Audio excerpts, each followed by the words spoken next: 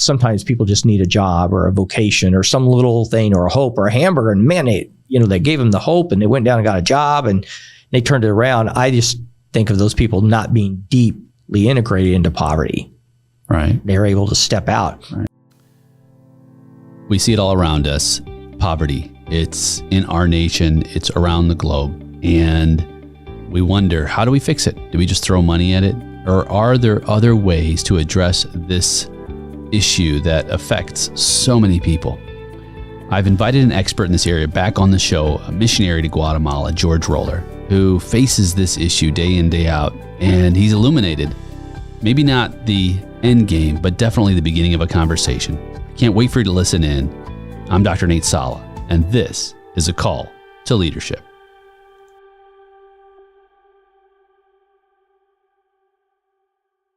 George Roller, so good to have you back, man. It's good to be here, Nate. Good to be here. All the way from Guatemala. Yes. Yeah, man. So we left off, and such a great conversation. If you're a listener, you haven't heard the first episode with George, myself, and with Joe, definitely go back, listen to that episode. Such great content on George's decision to go into full-time ministry, his call to help those who need help where they need it most. And so just off camera, we were talking a little bit about poverty. And how poverty is not a new idea. It's not like, oh my goodness, there's poverty, right? It's been around. We haven't figured out ways to really move out of poverty. It still exists. It's still everywhere. And having a conversation around it and perhaps some ways to have progress in this area, I think is timely. In fact, just last month for us, my son and I were doing a what are called 30 Days of Love. And so I was moved to just spend time during the Christmas season in charity, how to really be intentional about being charitable. And so our very first day, we went to downtown St. Louis and we got 10 bags of hot McDonald's and just drove around the city and looked for people who were homeless. And at first my son's like, is this safe, Dad? I said, well, if it's safe or not, it's gonna be okay. And, we prayed and he's like, what if we don't find anybody? I said, we're going to find people. And he said, what are they going to say? I was like, well, we'll just roll the window down. We'll just say, hey, we've got hot food on a cold day. Would you like a bag of McDonald's? And George, when we started to see people, that's exactly what we did. And to see the look on individuals' faces, like, wow, you're bringing me a hot meal. Thank you. I mean, that human connection for someone that's in a poverty situation, it's moving. It's a connection. It's life-changing. And, it affected my son in such a great way. It's like, Dad, how can we continue to make a difference in people's lives? What can we do? We were in DC a few weeks ago for a conference. I brought him with me. And we were walking down the streets of DC and we saw a bag. It looked like a tarp, a rolled tarp. And it was rainy. It's like, what's the tarp doing on the street? Well, it was a person in the tarp trying to stay dry. And he saw that. He's like, wow, Dad, from a middle class. Now I grew up poverty, not abject poverty, but we were poor, didn't have much. There were a lot of days where we didn't have enough to eat, my mom and myself, and people who are listening to the podcast would know this because I've talked about it before. There's that kind of poverty to where you can still make it, but then there's a different kind of poverty, and I'm sure you're going to talk about that. That's abject poverty that has no real way out in and of yourself. Correct. Well, Nate, you're exactly on target. I look at poverty kind of in two ways. You have the type of poverty where you have a situation, maybe you lost your job, and I've studied a lot of books that talks about moving between lower class, middle class, upper class, middle class, a bankruptcy. Some people that are marginal, middle class, maybe they lose a job and their car breaks in the same week. And then, then they have a court hearing and next thing you know, they lose their job. And next thing you know, they're literally homeless that quick. And then you have what I call generational poverty or cyclical poverty. And I look at that like, it's a deep ravine. And they've got, in the case of where we work in Guatemala, you've got 500 years of generational poverty.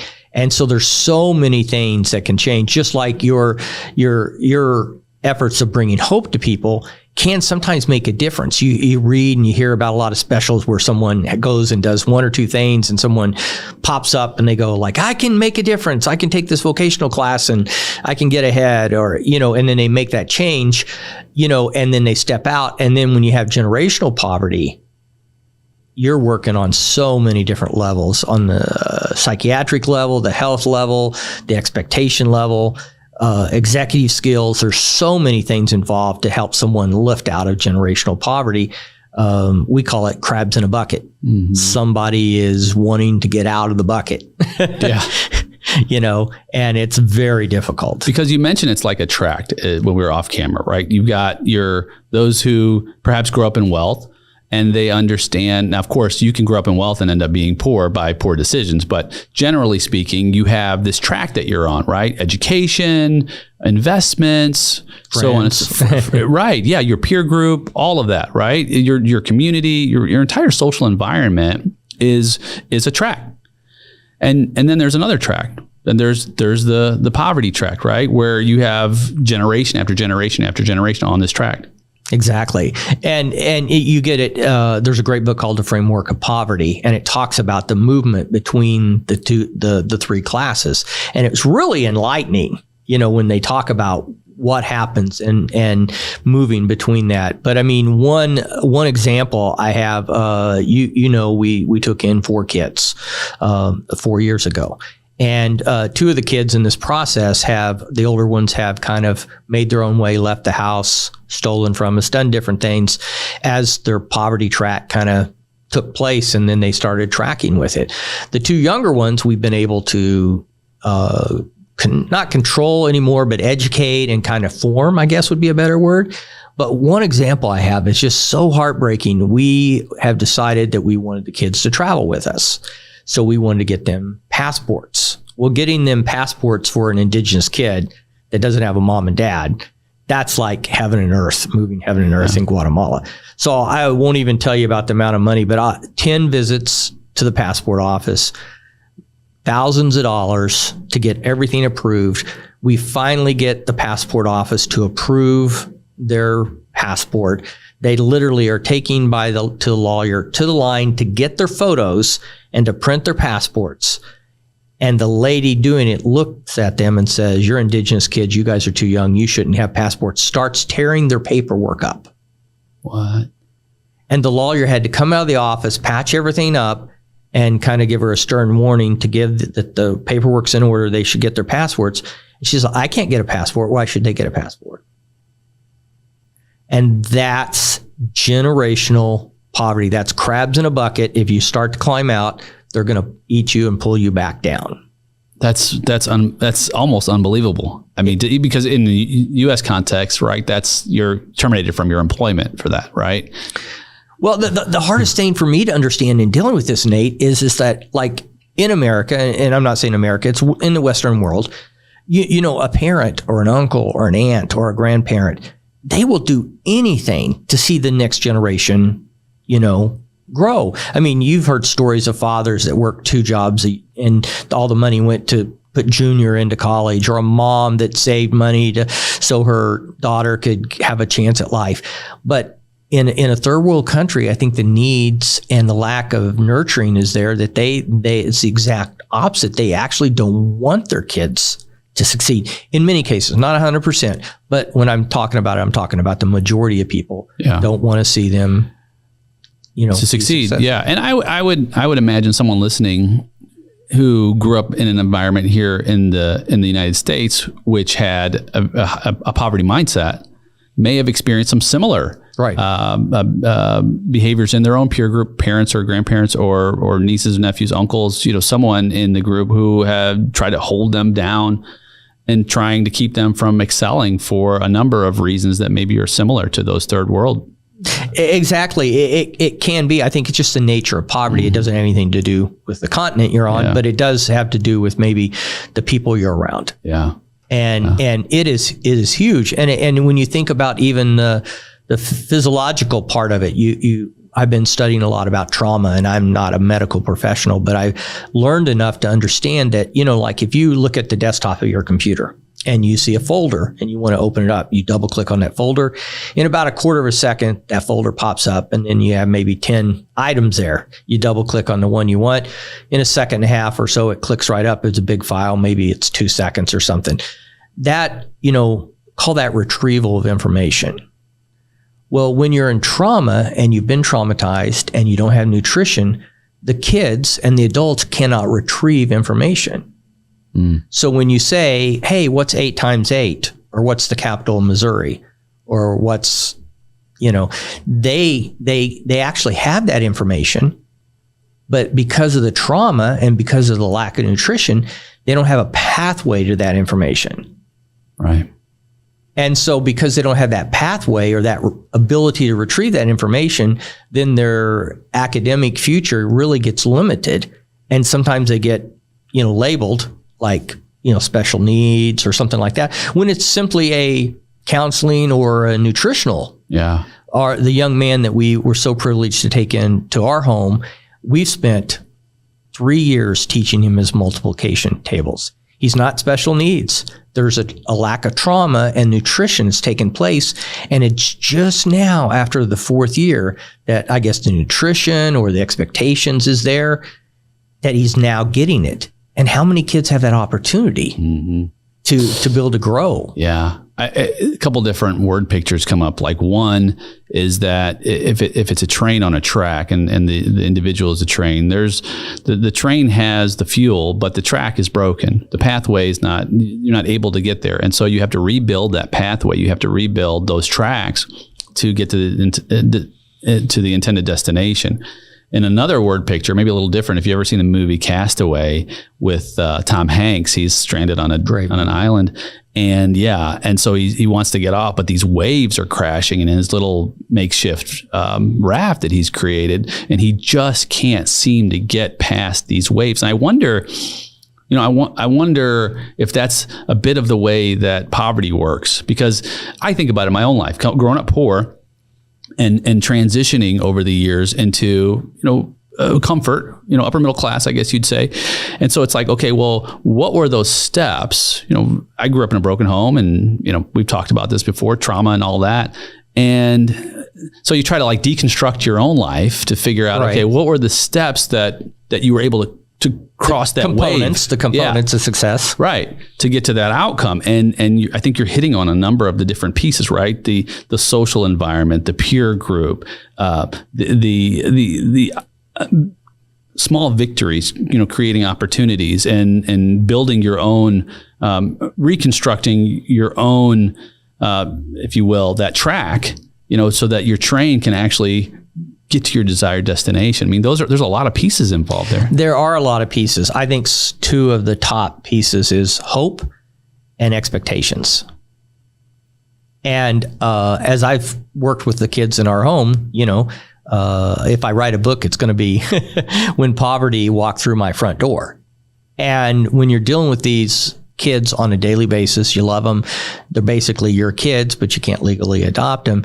And you see it and you start talking about, what do you want to be when you grow up? I raised 2 biological kids here in the States. They're both, praise the Lord, they're both successful and doing well. They both got a college education and they're upward bound. I set expectations the whole way. Not unrealistic expectations, but expectations. You will go to college. When you started this company, you'll double your salary in the first 5 years. These are the expectations I put on them, or I brought them to. And that's kind of the way I'm wired. Yeah. And so as I talk to the kids we have now, there's no expectations. There's no hope. You talk to them, you want to be a doctor, you want to be a coach. The youngest one wants to be Captain America. Okay, you want to be Captain America, maybe you should start lifting weights. And there's no expectation that any of these outcomes could actually happen, because there's an air of desperateness or lack of hope. So instilling hope and expectations believable, right, is huge. Yeah, man, you hit it. Someone listening right now is getting it. Like they're getting either why they're able to move forward through hope and expectations. I love how you identified that so clearly. Or on the other side, someone's listening saying, yeah, I have no hope and my expectations, I can't even define what expectations are, let alone anyone else for me. And I think those are such critical pieces for those of us who are in leadership, who have opportunity to identify at minimum those two pieces. And I think about my own life, same thing, right? My mom was full of hope, right? Very optimistic about a lot. Like you can do anything you want, even though we don't have much, you can. But then super high expectations. I came home with straight A's in 8th grade, and she was like, "Okay, I expected you to get straight A's," and I was like, "Oh man." What I gotta raise the ante here. You know, what do I gotta do next? Maybe I gotta win student council president, right? But not that she disparaged that. It's that her expectation was that I expect you to reach the highest possible level because you have the aptitude to do it. And like you said, it's got to be realistic and believable, right? The key is it's got to be believable, or the person that is the expectations are on, whether they're self-imposed or socially or by parents, that you got to believe that you can achieve that. And that's what I'm working through with our kids right now. They don't believe they can be a professional, right? Because 3 years ago they were barefoot running down a trail and not able to attend school. So the track has been so steep to get them to where they are today, just graduating the grade. As an example, the oldest daughter I have with us right now is entering 7th grade. She's actually, I think, technically 3 grades behind if you were to look at the age cycle, but she's 14, almost 15. She's going into 7th grade. This is the highest academic standing anybody in their greater family has ever achieved. 7th grade. That's huge. Parents, 8 brothers and sisters, uncles, aunts, grandparents. This is the highest level of education that anybody has achieved. I think that's important too that you bring that up, George, because we have to set expectations based on the context that they're experiencing. That's good. I like that. Because if we try to set it based on someone else's context, then we're likely to be disappointed, because this is not your social environment. What is your social environment? What are the parameters? And then how can we create wins within those parameters and exclude all other factors that are irrelevant really in this journey, right? i.e., well, we need to get you to Harvard. Right. That's a little irrelevant, right? Besides that, it makes there's really the ROI on that is insignificant, even if we made that attempt. So let's look at what our highest possible ROI is, 7th grade. So then let's celebrate that. Because I believe that small victories build courage. And actually, that's a huge victory. Right. Right? I mean, that would be equivalent of maybe the Nobel Peace Prize for someone that's grown up in an environment that stewards and shepherds that type of opportunity. Yeah. I think you make an excellent point with the concept of the wins. I look at it like a staircase. And by that, I think it creates data points that creates a trajectory. So if you are taking 3 steps, I did 1st, 2nd, 3rd, 4th grade, now you have a staircase. What's your trajectory? 12th grade. Right. You've achieved this memorization. You've achieved this skill. What's your trajectory? Success in life. Because this is all what I've already learned and I'm only 14. Yeah. Yeah. And so how do you create those steps in your own journey as in ministry in Guatemala with these groups? I mean, you know where they are, where their starting place is, what your desired outcome is. What are some of the roadblocks that you face? The biggest roadblock is what we just talked about is hope, or the opposite of hope, not having hope, or not having expectations, or not believing expectations are achievable. So we have something we've developed called Plan for Life. And we have, it's working kind of in raw form right now, and it has 10 aspects to it. And they include things like education, psychology, financial skills, spiritual training, dental, executive skills, those type of things, managing money, because like we have a girl on our property right now going to nursing school, and it does her no good to become a nurse if she cannot manage the money when she graduates, or if she doesn't know to executive skills being as simple as brush your teeth, comb your hair, and tuck in your shirt when you come to class. So if you can't do those things, then maybe you wouldn't get a job when you've completed nursing school. Right.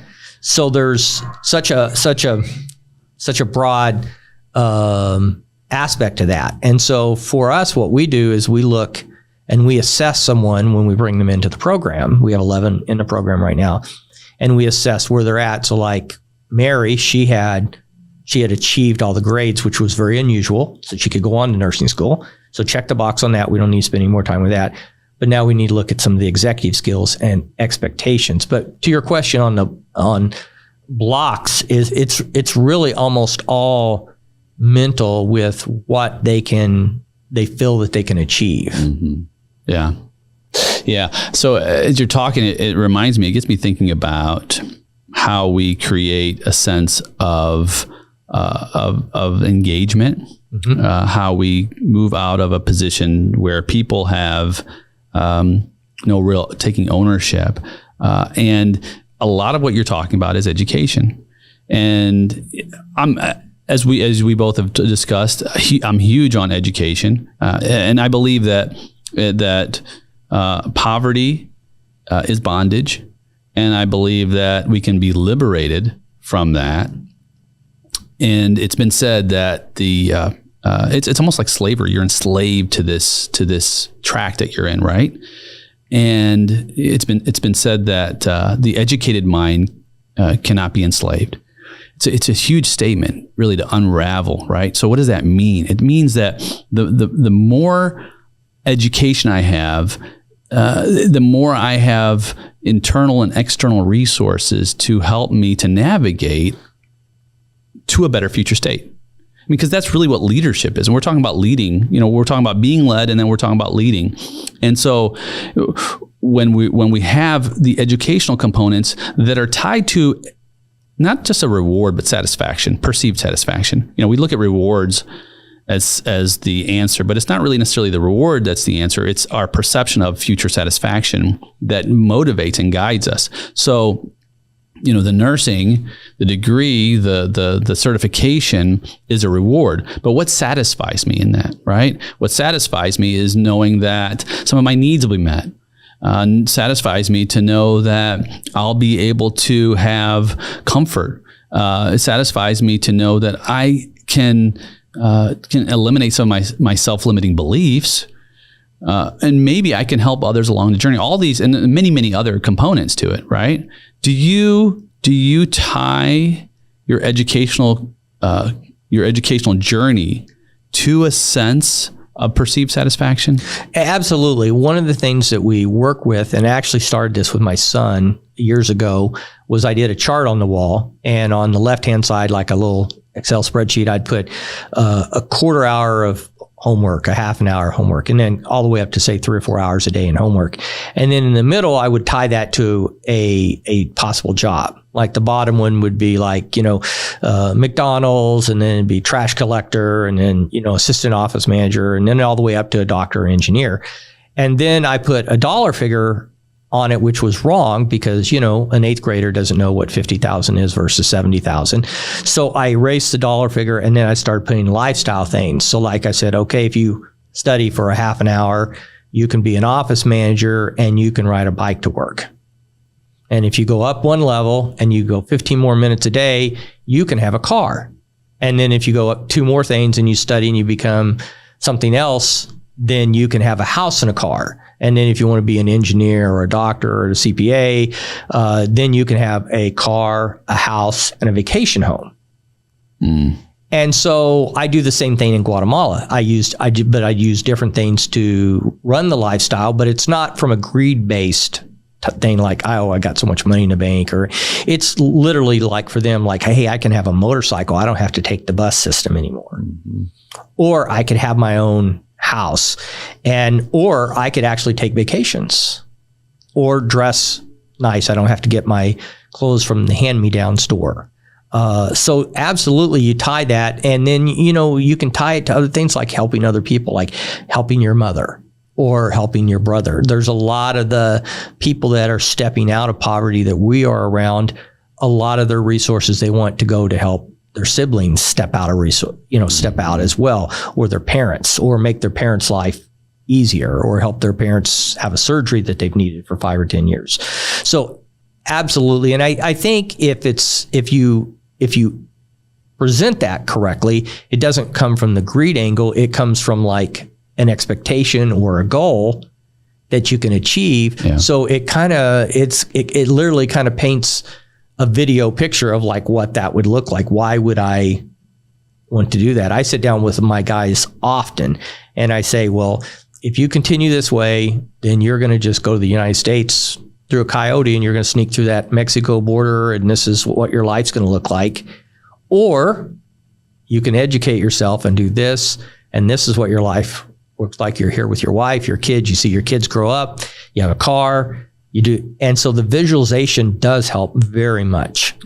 And that's a real thing. I mean, that's a real sort of competition to creating an environment to where you will be educated and learn to thrive in your community versus, like you said, I mean, and what's a coyote? So it's not actually a real coyote. Sorry, using phrase. So a coyote is someone that takes the people from Central America and actually takes them across the river and brings them in the United States illegally.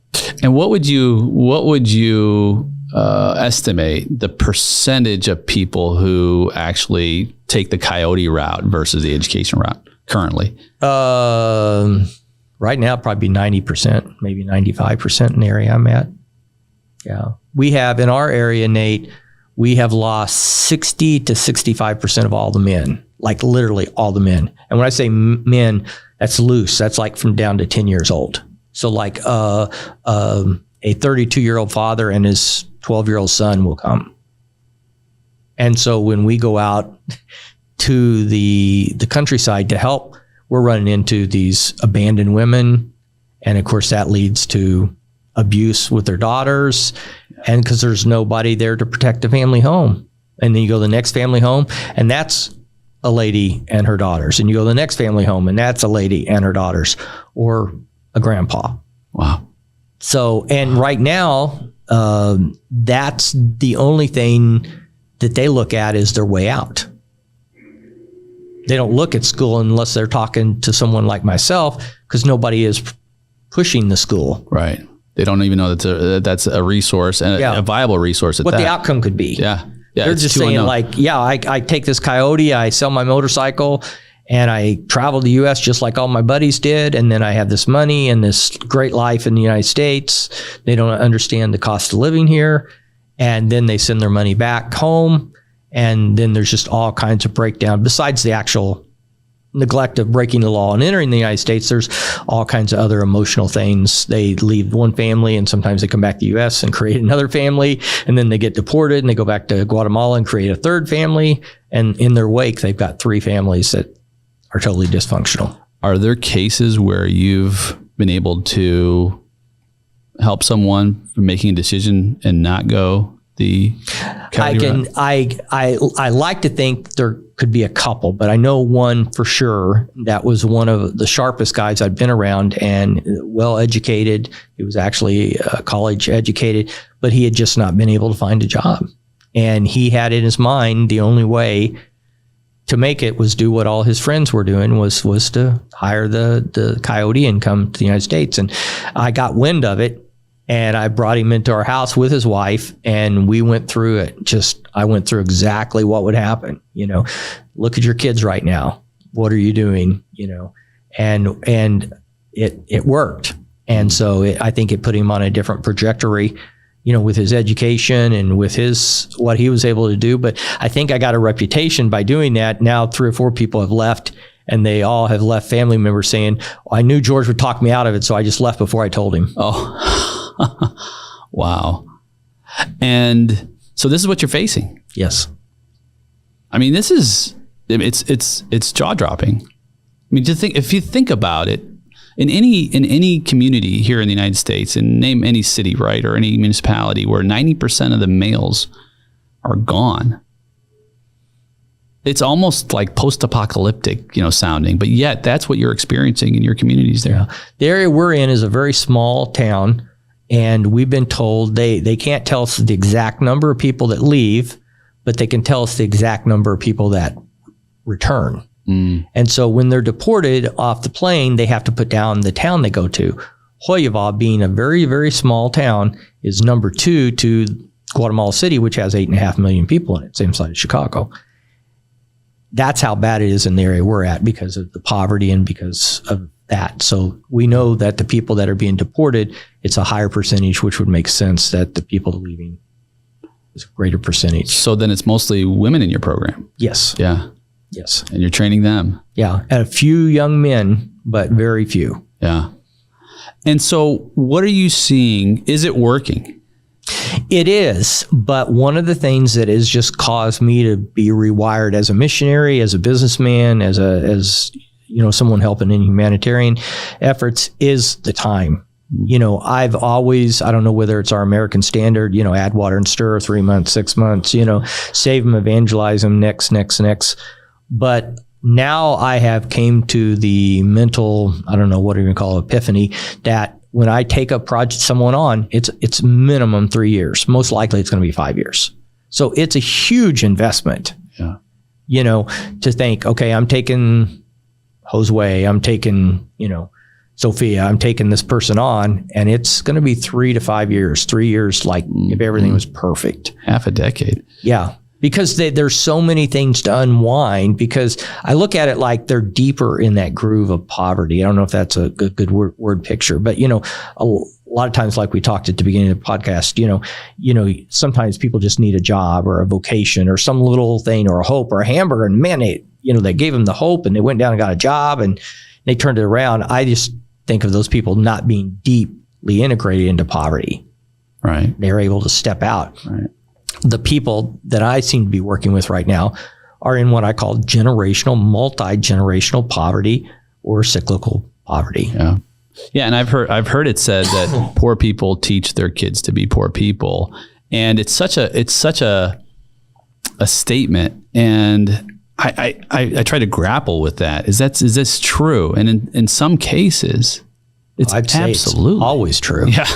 I mean, like I said, you were raised by what it sounds like to be a powerfully optimistic mom, someone that was sort of, if we're being honest, kind of outside her pay grade. Yeah. She was in a certain situation, motivated, a broken home, and she was pushing you. That is highly unusual. And I was raised by a similar situation, almost identical, actually, as far as checking the box. And my mom was the same way. She was very optimistic. She wasn't as driven, but she was very optimistic and expectations and supportive of all that. But when you have someone that is dealing in multi-generational poverty, the baggage, if you just think of the word picture and you think of someone carrying like 5 international pieces of baggage from abuse and emotional abuse and everything, and now they got kids in tow, they can't even begin to think about how to help their 5 kids. Mm. And if the 5 kids aren't helping them, then they almost disown them. One of our number 2 in the ministry is a young lady that has stepped out of poverty on her own before I got there, through education and through work. And she has constantly been heckled by her mother through the process, even though she was earning almost 5 times of what girls in her position would without the education and without the drive. Still, at 30 years old, everything's successful, earning the money, having the lifestyle, having a motorcycle, having everything that a lot of people wouldn't have in that culture. And she's still heckled by her mother because she's not helping the mother. Right. And that's, to me, that is some of the, diagnostic of a poverty situation that someone can step out. Yeah. That's why I use that phrase, which is kind of uncanny, but crabs in a bucket. Someone tries to get out, everybody wants to eat the person's climbing. Wow. And in committing to 3 to 5 years of staying in the trenches with someone, mean, not only is it a commitment based on, your logic and reason and rationale of how you can help someone, but I know you've got to have just a myriad of emotions that play into and are a part of this experience. How do you feel when you're in the trenches at ground zero? Help our audience to understand what that feels like. Well, there's a lot of frustrating days. One instance is we let a young man into our house, and he was one of the few that didn't take the trip over to the United States, and I was training him to be an accountant. And so I decided to pay to put him in school, and we had this agreement. We talked about it every night, and literally I'd say, how's homework going? Well, because of his low expectations, because of his low, moral self-standing, if you would be, he couldn't even negotiate school. He was too embarrassed to ask for help. So he stopped going to school. So I'm paying for school. I'm paying for him in my house. I'm feeding him like a horse. And then he didn't even go to school for the last 45 days. Sat and looked me eye to eye. School's going great. And he really wasn't a deceptive type person, but he was just caught and didn't know what to do. And he didn't know or have the confidence to talk to his teacher and work things out. I always think about it. There was a point in time when I went back late in life and got my MBA. And there was that last semester when we were doing econ and, international finance and international marketing. I just kind of got in trouble, and I went to the teacher 3 times a week during finals. And I said, help me. And they'd work through the programs. And I know that a little bit of that helped a lot. And then I graduated with a strong grade, but I had the wherewithal to ask for help. Yeah. And that takes a lot of confidence to walk in someone's office and say, I do not get this. Right. And so we ended up getting the bad news at the end of the year that he didn't go to school, and all our money was wasted. And everybody in our ministry said, toss him to the wind, no accountability, the American mantra, no accountability. We caught you, And as I prayed about it, God just gave me mercy. And so we sit down and we talk to him and we said, we need some more parental guidance in your life. Yeah. Your mother needs to move out of the community and move into town so she can watch over you. If she does, I'll put you and your sister back in school. Mm. And now we have actually hired them a year later. Now this is the second year. He actually attended classes this year. Wow. He got through it. He had the confidence to ask the questions. We had better dialogue with the teachers. And now we've hired him at the ministry.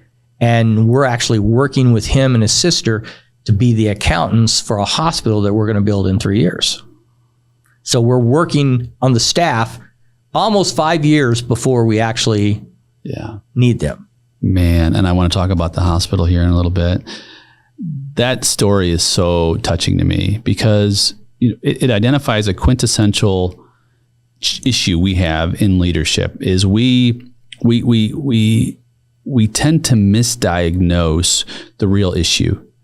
The real issue with someone not completing isn't that they're a waste or that they're useless. It's that we've set unrealistic expectations based on their very unique circumstances and their own drives, i.e. if someone has very low self-confidence, low self-esteem, low self-efficacy, low locus of control, however you want to describe it, and we put them in an environment that has high challenge situations. As leaders, we should expect them to face misery and burnout rather than mastery and engagement based on the resources and the parameters that we've set them in. We've essentially set them up to fail. Absolutely. And so in a situation, now, granted, we can't identify all those components up front. Sometimes things are lingering. Sometimes we just don't have all the tools and resources. But when you're able to identify that after the fact, rather than just throw them out and say you're useless, you say, okay, here's where we missed it. We're going to add these pieces because we now know what parameters we're faced with, what type of resources we have, so that we can then re-aim for success. It's a much different mindset because we're not focused on punishing the individual. We're focused on what resources are missing in helping this individual to achieve our outcomes that we desire. Really well said, Nate. One of the things that was been introduced to me by my number 2 down there in Guatemala was we were having this very talk about one of our individuals, and we're trying to put him into nursing school as well to run some of the diagnostic equipment at the hospital. And I've been picking up that he feels like he's pushed a little bit. Like I had to go to school and I had to work and I take care of my dad. And I had this track, I was tracking him. Okay, you take this class, this class, this class. And so when the hospital's complete, you'll be able to run the ultrasound, you'll be able to take x-rays, And my number 2 and said, maybe we need to give him a year off. And, that concept in the United States, I've never heard that. You're going to get your doctorate. Maybe you need to take a year. You're going to take your MBA. Oh, no, you're finishing your residency. Why don't you take a year? I really had to put a bridle in my mouth and sit down and think about that. And I thought, wow, wouldn't it be horrible if George just ran this guy over? Took someone that's one of the best, and I wasn't patient. And so I decided that I would give him a year off. And so I sat back and I disengaged the George, and I said, okay, let him to come and tell me he's going to take a year off. And so when we had our annual meeting to talk to him about the plans for next year, and he's an employee of the organization. And I said, okay, well, what's your plans? And I was fully expecting him to tell me that. And he says, well, I'm going to go ahead and start nursing school next year. Really? I'm like, okay, well, giddy up, let's go. But it had to come from within. That's right. An external pressure would have been a crash and burn. In this particular situation. That's why we have to know our people, right? Individually. Yeah. What they're going through, what they're struggling with, and it's not easy. No. There's somebody listening who's in a leadership like, wow, it's a lot of work. Yeah. It's a lot of work. It is a lot of work. But it's extremely satisfying when we reach our outcomes and we have those rewards that help us to create an environment where people can thrive. And so someone listening is like, okay, I get it now. And it's starting to make sense because this translates not just to, if you're in missions, it translates to the work environment, translates to the home with your children, translates to your peers. This is a universal, if you will, application of how we do influence and leadership. And to put it this way, and of course it applies in a poverty situation, but there's no quick fix. There's no easy, just throw some more money at it, right? This is doing life, and it takes years to create habits and behaviors, and it also takes years to unwind and change those habits and behaviors. Well said, because you can't take 500 years of cyclical poverty and change it in 3 months or one college class. They're going to get feedback from their grandparents. Why don't you just stay home and have babies? Why don't you it's raining today. Don't eat. That's my favorite, is it's raining. Don't even go to class, in an area where it rains 100 days a year. So you have to unwind that, and you have to be patient. Yeah. And I'm only preaching to myself, right? As you're starting to understand the process and stepping out, and just if this one individual needed a year off, I don't think it would have been an indictment against his drive. I think it would have just been where he was at, and then he would have been able to come back strong. Yeah. And go forward. And he might go 1 or 2 more years and then still need that 1 year to kind of digest, because they just are not built to do what we do here. Culturally, they're not. Yeah. And that's okay, because we can put the great thing about setting realistic timelines is that we can make adjustments based on new information, right? Because we can only make decisions based on the information we have at the time. And there's two points I want to make. That's one, I want to dive into that. And another point I want to talk about is that how change happens gradually when there are just ingrained behaviors. And this is anecdotal, but when I was young, I did a lot of creative writing, a lot of poetry, very wordy prose. But when I got to college, as you know, and going to business school, I had a professor who said, Nate, I love that you're doing all of this wordy writing, but it doesn't belong in a business paper. Concise and precise. He gave me those 2 words. And so I got to my undergrad and I started working on that. Well, 4 years of undergrad, still trying to flesh that out. 3 years of MBA, right? Still trying to flesh that out. 5 to 6 years of PhD work. By the end of my dissertation, I finally put to death that last bit of wordiness in my writing. How many years did that take, right? And so, and again, it's anecdotal, but the point is that be patient with yourself, and set real deadlines, set real goals, but know that it's a process, and you can change if you simply know. I love what Paul talked about, the pillars of love, right? Patience and kindness. Wow. If we can just exhibit patience and kindness in how we exhibit leadership, because we're oftentimes we don't want to happen. I think one of the fears is we're afraid that if we take our foot off the gas, that nothing will happen. We're afraid that we won't be good stewards of the time that we're entrusted with. But we have to be discerning in that, right? It's not always about, as fast as you can go, drive. I've been there. I used to do triathlon and marathon, and I was always like, they call it PR, personal record. And actually, it wasn't until I hurt my back that I started jogging slower. I was like, it's kind of nice jogging slower and not always racing to get to the finish line. Right. And I think that's okay for people who are driven like you and myself to take a step back and say, you know what, maybe it's not on our timeline. Maybe sometimes our timeline isn't the best timeline for this experience we call life in every season of it. Well, I think there is, you opened up a huge door there, because I think of several things in my own life when I have outran a door, or the environment wasn't ready, or you're in front of the market. We all know businesses that have failed because they were in front of the market, and I know, we've done a lot of talk about business, you and I, but one of the things is, sometimes it's better to be the second business in a market, because the first one, has all the R&D and they try to convince all the customers this new product or service is needed. And then by the time everybody figures out that, yeah, I do need that new widget or that new service, you're out of money. And then the second company moves in without the R&D and without the changing the market. And I think that's kind of what I'm seeing. I'm around right now a lot of pastors. And one of the things that I'm hearing for the first time in a long time, I'm hearing a lot of conversation about sabbaticals.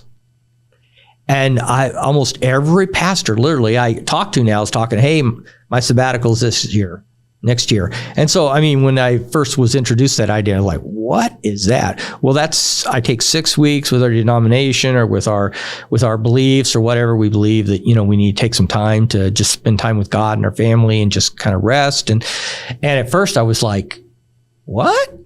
You're going to slow down? You're going to get lapped, and the more I understood and started looking at just God's natural creation about, fields being left vacant 1 out of 7 years when you're doing agriculture, a lot of the processes, because we're humans, we're not machines, we're not made of metal, and I'm seeing so much energy and creativity and longevity come out of the idea of a sabbatical for, let's say, a pastor, someone in ministry.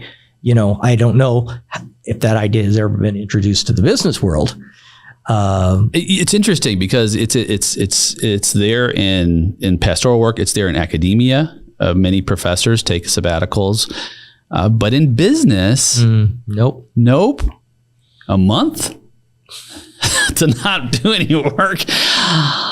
It's unheard of. Yeah. Yet I wonder what possibilities will open up, because as well as I do, when we've taken time to decompress, to reflect, sometimes our best ideas are born out of this time to take a step back, get on the balcony, whatever you want to call it. And also, we need time to replenish. we don't get it. But look at, we're talking about God and ministry. Jesus, he retreated to the other side of the lake, and he needed some time with the Heavenly Father to pray. And yeah, it's a good thing. By the way, it's interestingly, Jesus was never late to an appointment, right? and he was always on time because he understood the relationship with setting realistic expectations. He probably could have, gotten more people on that quota for the day for healings, right? But he knew that there was time that was needed to rest. The other piece of that point I wanted to make is that sometimes life does happen and things don't always go the way we thought they would. I've got a colleague who was in my program with me who had physical ailments and all kinds of challenges and was about to drop out of the program. And through conversations and encouragement, don't drop out, get well, and then continue where you left off. Right. And I'm happy to say that he completed his exams and passed them, and now he's working on his dissertation, right? So that's that hope piece. Right. But it's also expectations, because the expectation is you will overcome these obstacles. Right. With the company of hosts who are bind around you to help you to overcome them so that you can then take the next step of the journey which you've committed to. And in leadership, it's been said that the two most resonant and recurring themes in leadership are vision and focus, and in all the leadership approaches. And in a way, hope and expectations mirror vision and focus, right? Because vision is naturally optimistic. It's naturally hopeful, right? No one wants to go to a worse future state, right? You want better. That's what our vision of the future should be. And focus is really focusing on what are the expectations day to day to day that are needed to be met so that the outcome expectation is realized. Absolutely. Yeah. Yeah. Well, it's one of the interesting things. We were talking just earlier about the kids and about this passport situation. And a lot of the people that were praying for us thought that we were going to be able to bring them with us because we would already got a visa. They didn't understand you need a visa to travel from Guatemala to the United States in addition to the passport. And we did not achieve that. It's a corruption thing, and we got to pay more money and wait in line and all that stuff. But after spending 10 appointments at the passport office to get the kids these passport, and it was right the week before we came and left them for 6 weeks to come back to the United States to spend time with our family, to have my sabbatical, so to speak, even though I haven't rested much, is my wife and I were talking, and we were saying, like, the kids seem at such peace this year. Yeah.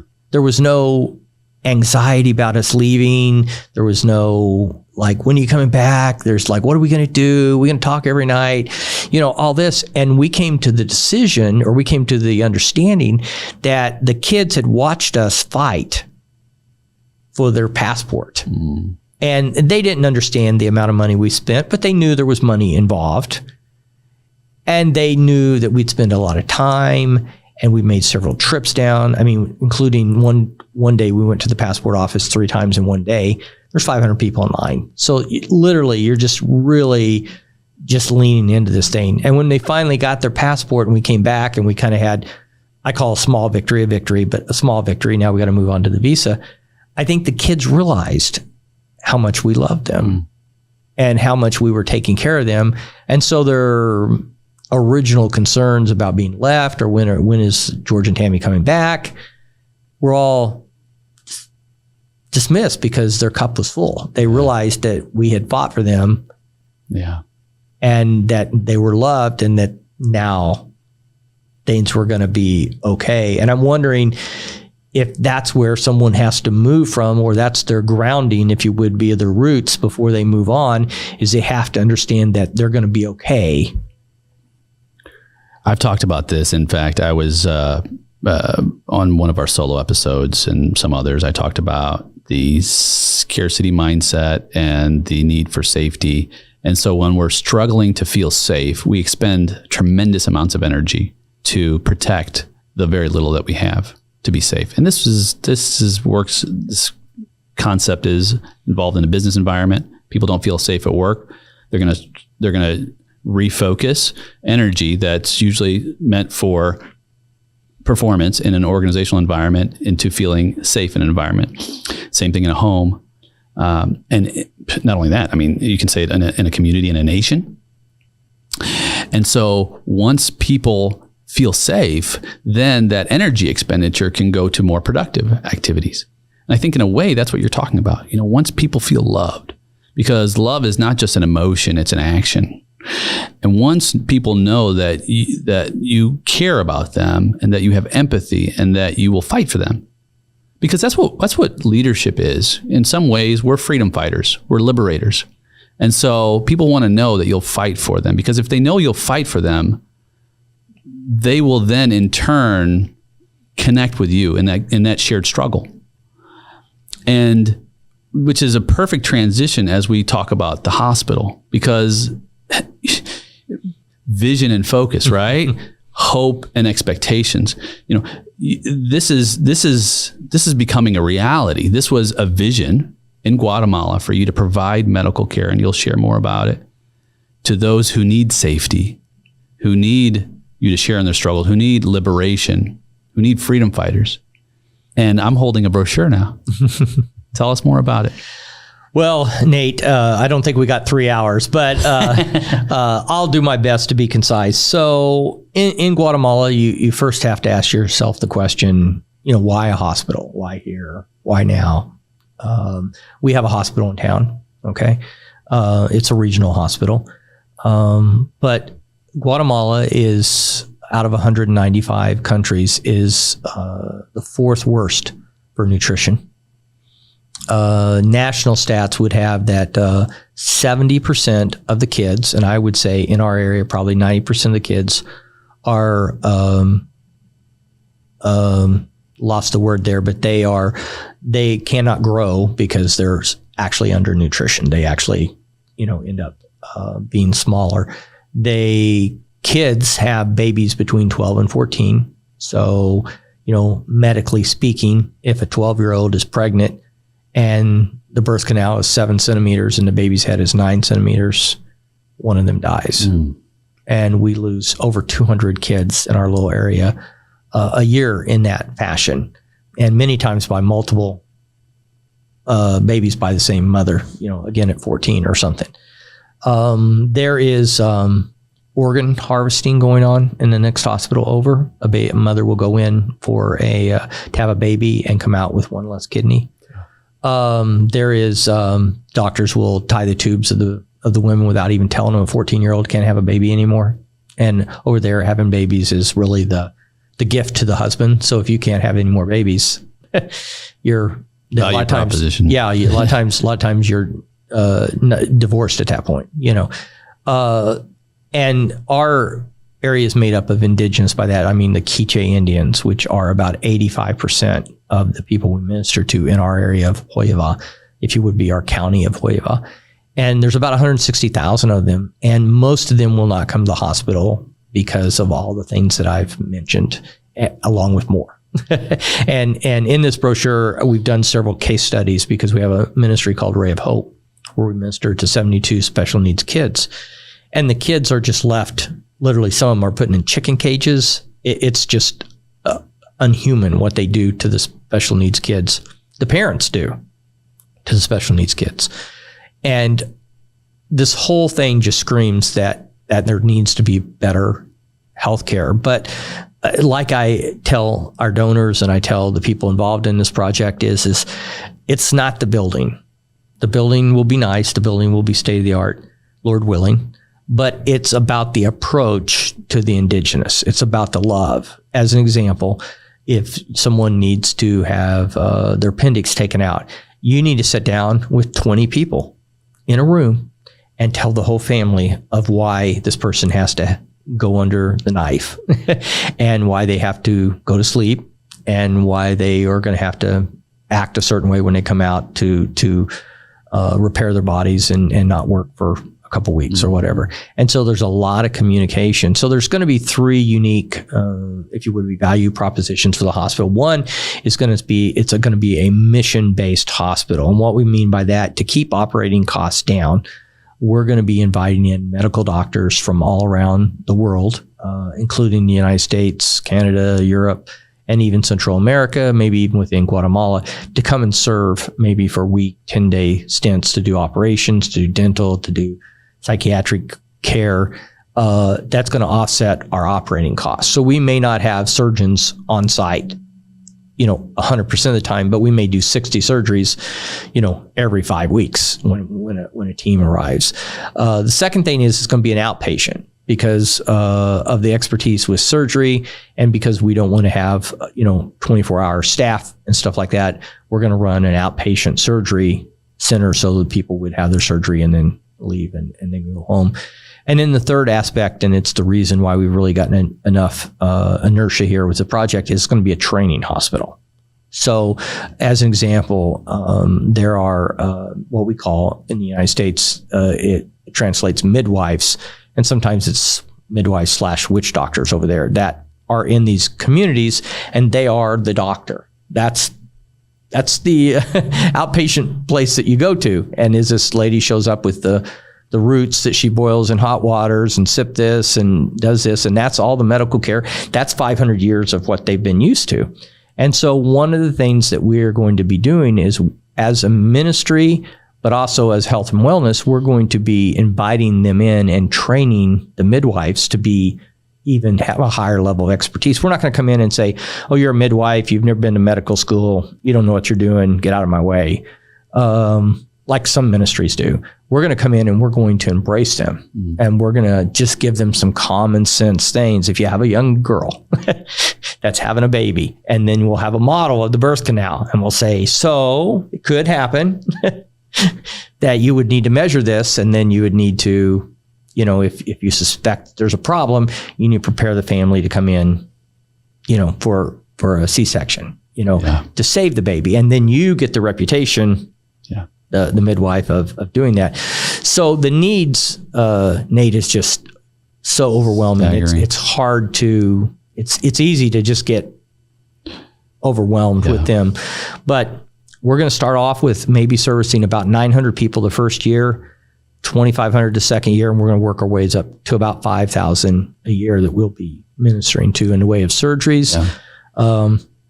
The 2 years that I've been working on this project, we've been doing case studies, we've talked to judges, lawyers, social workers, other doctors, other hospitals, and we've come up with 8 specialties that we're going to be working on, very practical things like dental, psychiatric, nutrition, obviously a stomach doctor, a surgeon, an internist. Those are the type of things that we're doing. And we believe that the ministry, our ministry of Send Me, will ultimately come like a tree, which is our new logo, by the way, Spreading Hope, is going to be like a tree. It's going to be like in all areas. So if someone comes into the hospital, maybe they need a home built, or maybe they need a mission trip to come to their church and help them out, or maybe they have a special needs kid that we can help out. So it's going to be kind of the sharp end of the stick, if you would be, for ministry. And so we've just completed the design.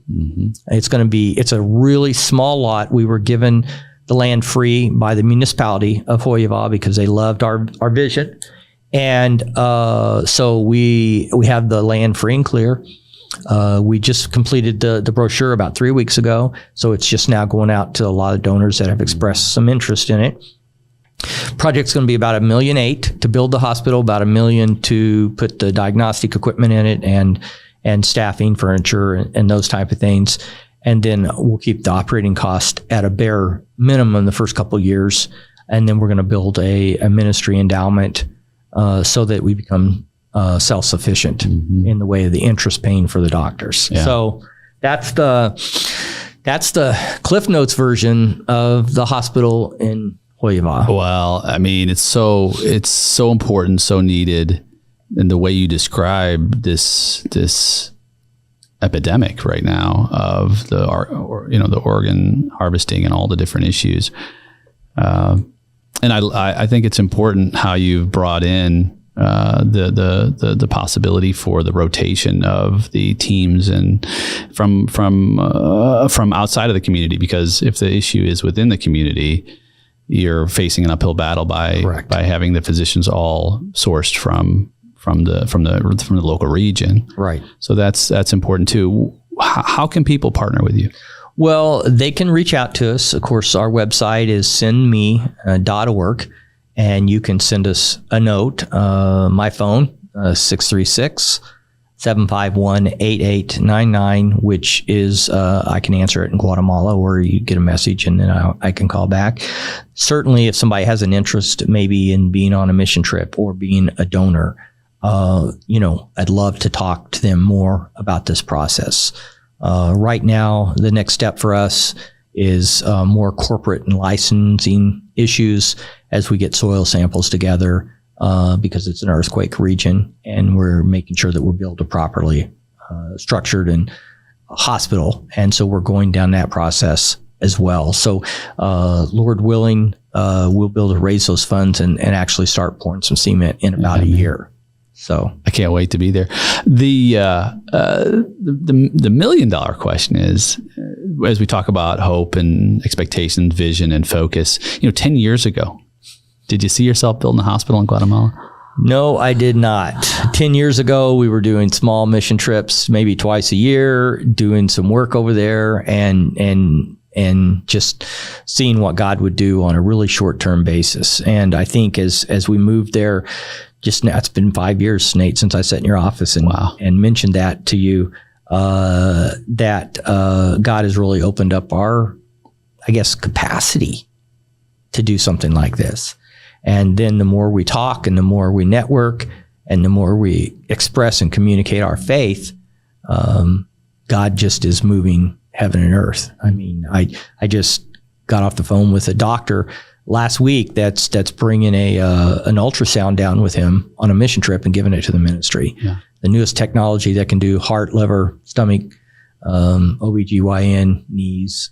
And so it's interesting, as you express faith, and my journey with having faith in God and what he wants us to do. I think two things I would just throw out there for someone that might be in a situation where God's calling them to walk by faith is hear from God, and no matter how big or small it is, proclaim it. I think that's one of the first things you have to do. You have to buy in and you say, God, the hospital was not my idea. God gave me that. And one of the things, Nate, I'm doing, you probably would say maybe, I don't know, I'm arrogant or whatever, but I took this idea and I'm telling everybody, my work is done. Mm. God called me to build the hospital. I did my business thing. I did case studies. I looked at other hospitals. I built a plan. I designed it. We were gifted the land. And I'm like, okay, God, now the printing is done. I've communicated all those ideas. I lay it down at people's offices and I say, I'm done, God. Now it's time for you to show up. No, I don't think that's arrogant at all. I think that's walking in faith and also taking the steps that are ordained before you. And I think it creates hope in others, because sometimes we don't know what the future holds, but if we simply just plant the seeds and take the steps forward, right? Sometimes that's all we need to do. And the path will be revealed to us. It's interesting. We talk about, the old scripture that says, it's a lamp unto your feet, not a spotlight, right? Out into 10 years from now. Yeah. That's beautiful. And we're so glad to be partnered with you and so glad to share these snippets, if you will, in this journey and be a part of it. We'll make sure to put how people can find you in the show notes. Thank you. As you continue to do a good work in these communities and help inspire and develop and really exhibit leadership. And so, I've defined leadership as discovery, influence, and achievement of shared purpose. And, you start with discovery with your mission trips and exploration. And then your influence to take a deeper step and actually stop doing what you were doing in the U.S., a successful career and full-time ministry in a third world country in a small poverty-stricken town, and then begin to influence the community to share in achieving a better future state for them step by step by step in a new way. And so I just want to commend you and affirm you in that. You're doing it. Thank you. Well, it's a part, and you've been a big part of this as well, Nate, the journey even before 5 years ago. Yeah. And your support and your prayers and your thoughts and your exhorting, and you're always there, and we talk and email a couple times every trip I go back. And so for me, that's a big part of feeling like, when we have people step up with us, for Tammy and I, it's very, I can't think of the right wording. Encouragement's more than that. It's affirming the people, like, okay, they believe in this vision too. Yeah. And now we can walk together. That's right. That's right. So I appreciate that as well. Absolutely. So the next time we see you, we have to bring Tammy. Yes. And visit with us. And we can't wait to partner with you, join you along this journey. We plan on taking a trip and visiting with you and bringing my son down to Guatemala this year. I think that's an excellent time for a podcast. Okay. On location. I love it. On location. Let's do it. All right, my friend. Thanks for joining me today. Thanks for having me. God bless you, brother. Nate. Appreciate it. Well, my friend, I am so thrilled that you joined me on this episode of A Call to Leadership. And before you go to the next episode, especially if you're binge listening, take a moment. I would love to get your honest review right here on your screen. Your feedback is so important. It helps the podcast. It encourages me, and it helps me. It helps me to give you more and more and more value. So I can't wait to read your review. I can't wait to be with you on the next episode. I'm Dr. Nate Salah. This is A Call to Leadership.